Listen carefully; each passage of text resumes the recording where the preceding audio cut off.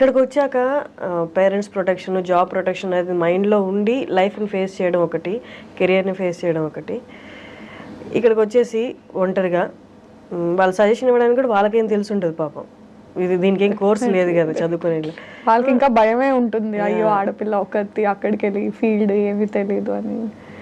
Any parent is like that. ఏం తెలియదు వాళ్ళకు కూడా పాపం. అంటే ఎడ్యుకేషనల్ ఫీల్డ్స్లో అయితే వాళ్ళు ఏమైనా సజెస్ట్ చేయగలరు, ఈ కెరియర్ ఆ కెరియర్ అని. ఇది టోటల్లీ న్యూ అయ్యేసరికి వాళ్ళకి ఇబ్బంది అయ్యింది. బట్ యా మెల్లమెల్లగా వాళ్ళని సక్సెసే ఇప్పుడు కొంచెం వాళ్ళని స్టెబిలైజ్ చేసిందని ఫీల్ అవుతాను నేను. ఓకే, వాళ్ళది పక్కన పెడితే how did you cope up with your fears? అంటే ఇక్కడికి వచ్చాం సరే, వాళ్ళకి సమాధానం చెప్పాలి, నీ పర్సనల్ పర్స్యూ చేస్తున్న ఈ కెరియర్ ఏదైతే ఉందో అది సక్సెస్ఫుల్ పాత్లో వెళ్ళాలి. అసలు అంటే మీకు మీరు ఎలా సమాధానం చెప్పుకున్నారు? I should tell you, I still don't have answers to many of the questions running in my mind. అంటే 2020లో స్టార్టింగ్లో ఉన్న క్వశ్చన్స్ 2024లో ఇప్పుడున్న క్వశ్చన్స్ వేరు. బట్ క్వశ్చన్స్ అయితే మైండ్లో ఇంకా ఉంటూనే ఉంటాయి. As long as you have answers, new questions start popping up అన్నట్టు ఇప్పటికీ అనిపిస్తుంది, అరే వాట్ నెక్స్ట్ ఏం చేస్తాం. ఐ మీన్ ఇంకా ఇన్ని హిట్ సిరీస్లో వచ్చినా కూడా still it's a question mark and still it's a హజిల్ only. ఎలా ఆన్సర్ చేసుకున్నాం అంటే it's just that I'm determine to work. అంటే టాలెంట్, హార్డ్ వర్క్ బిలీవ్ చేసుకుని సమ్డే ఐ మేక్ ఇట్ అన్న హోప్ అయితే ఉంది. సో అంటే సక్కం చేసే సిచ్యువేషన్స్ చాలా వచ్చినా కూడా ఇంకా I don't have a choice. ఎందుకంటే నేను అన్ని వదులుకొని వచ్చాను, వాళ్ళని కాదనుకొని వచ్చాను కాబట్టి నేను చేయాలి. నేను కాకపోతే ఇంకెవరు చేయరు. So for me I only have to stand. Even if I'm scared, even if I'm drowned, ఏమైపోయినా సరే నిలబడాల్సింది నేనే. సో ఇంకే ఆప్షన్ లేదు కాబట్టి ఐ హ్యాడ్ టు స్టాండ్ అంతే. అంటే ఇన్ని సిరీస్ తర్వాత కూడా నెక్స్ట్ అనేది పాత ఏమీ డిటర్మైన్డ్గా ఉండదు కదా, యాజ్ యూ సెడ్ అక్కడ భయం ఉంటుంది అని. బట్ మై క్వశ్చన్ ఈజ్, అసలు ఏంటి, you want to get into films or ఏ యాక్టింగ్ అయినా పర్లేదు అనుకున్నారా? I want to get into films obviously. అంటే మనం చిన్నప్పటి నుంచి ఏది చూసి ఇన్స్పైర్ అయ్యామంటే సినిమాయే మనల్ని ఇన్స్పైర్ చేస్తుంది at any point of time. Definitely want to get into films. And it's not a cake walk also. It's not easy that you just get anything. And try చేస్తున్నాము. అంటే definitely 4 years back కన్నా ఒక better పొజిషన్లో ఇప్పుడు ఉన్నాము. And with hope that ఇప్పటికన్నా better పొజిషన్లో next ఉంటాం. ఎందుకంటే మనకంటూ ఒకటి క్రియేట్ చేసుకున్నాం కాబట్టి ఆ హార్డ్ వర్క్ అదంతా it just won't go in vain. All these years you worked and you are standing here. So definitely you'll make it further అన్న కాన్ఫిడెన్స్ అయితే ఉంది. సో ఫర్ ఎనీ ఆపర్చునిటీస్ లేదా ఏదైనా? యా చేస్తున్నాను కొన్ని ఫిలిమ్స్. అండ్ అగైన్ అంటే అదే or industry is very volatile. అంత సర్టెన్ కాదు, మనకున్న రెస్ట్రిక్షన్స్, కొన్ని పరిధులు దాటి మనం చేయలేము. అండ్ మనకు వచ్చే ఆపర్చునిటీస్ అంటే ఇట్స్ లైక్ ఒక గిరి గీసుకొని నువ్వు ఉన్నప్పుడు పైనుంచి ఏమైనా పడితే ఆ గిరిలో ఎన్ని పడతాయి, ఆ పడిన వాటిలో నువ్వు ఎంచుకొని వెళ్ళడం అనేది, if you are an open field and whatever falls on you take it, it's different. You again have your own set of boundaries and అందులో నీకు వచ్చే ఆపర్చునిటీస్ అందులో నువ్వు చూస్ చేసుకుని. సో ఆ ఫిల్టరేషన్ ప్రాసెస్లోనే చాలా వరకు హిండ్రెన్సెస్ వస్తాయి. బట్ అది స్కేర్ చేయదా? నాకు సూట్ అయ్యేవి ఎన్ని సంవత్సరంలో ఎన్ని వస్తున్నాయి, వచ్చిన వాటిలో నా దాకా ఎన్ని వస్తున్నాయి?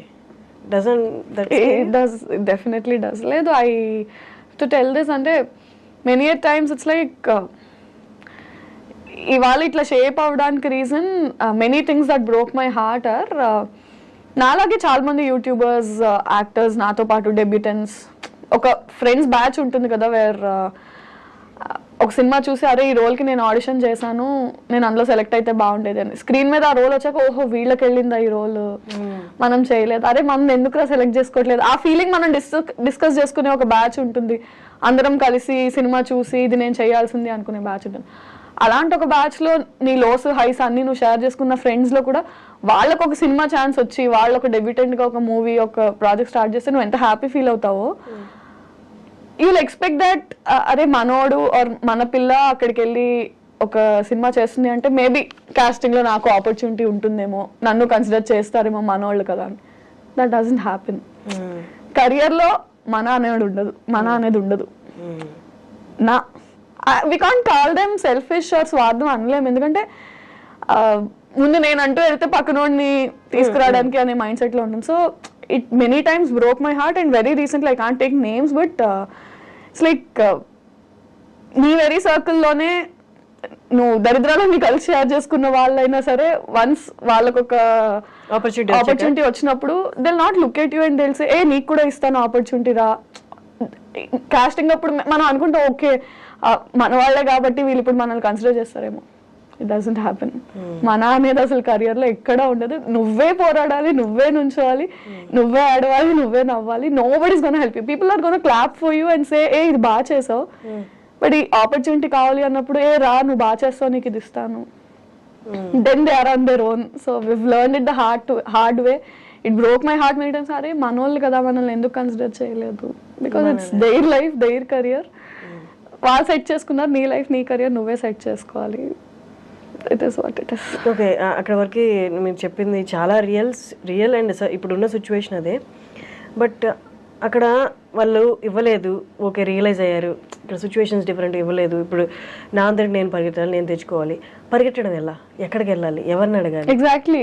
నీకు పాయింట్ ఆఫ్ కాంటాక్ట్ ఇప్పుడు నా సర్కిల్లో ఒకరికి ఒక ఆపర్చునిటీ వచ్చింది, సో వీళ్ళని పట్టుకుని వెళ్తే నాకు వర్కౌట్ అవుతుంది అని ఒక మైండ్ సెట్ ఉంటుంది. When they don't consider you, నువ్వు మళ్ళీ వాళ్ళ దగ్గరికి వెళ్ళి చేయలేవు. You have to look for other ways. ఇప్పుడు somehow YouTube luckily it has made it easy for us that నీ content it's visible, it's public, anybody can view it. Anybody from industry directors నుంచి. లక్కీగా ఇప్పుడు దాకా నాకు ఏమైనా opportunities వస్తే ఎవరి రిఫరెన్స్ వల్ల కాదు, నా వర్క్ వల్ల వాళ్ళు చూసి ఓకే ఈ అమ్మాయి చేస్తుంది బాగానే ఉంది ఏమ్మా చేస్తావా అని వచ్చినవే తప్ప nobody help me out or nobody. Somehow ఈ సిఏపిడిటీకి వచ్చినప్పుడు that one guy Raviteja Oruganti తను నాకు ఆ ఆడిషన్ వరకు చేసిన హెల్ప్ నేను ఇవాళ వరకు నించున్నానని I'm always thankful to him. Other than that, nobody held my hand and did anything. So, అందుకే వర్క్ ని నమ్ముకో, నీ హార్డ్ వర్క్ ని నమ్ముకో, and somehow someday it will take you to places. ఇప్పుడు financially you are stable? I am. మీ work తోటి, మీ వర్క్ తో వచ్చేదండి. కానీ యూట్యూబ్ రెవెన్యూస్ పడిపోయాయి. ఐ డోంట్ నో ఎంతవరకు పే చేస్తున్నారు అనేది. సో అగైన్ అంటే దట్ ఈస్ వై స్టెబిలిటీ లేని ఫీల్డ్ మనది. సమ్హౌ యూట్యూబ్తో పాటు personal Instagram also kept growing కాబట్టి with all the audience love and all on and off కొంచెం నోటీస్ అయ్యాం బయట, people know us well. And ఇన్ఫినిటమ్కి షిఫ్ట్ అయిన తర్వాత పర్వాలేదు,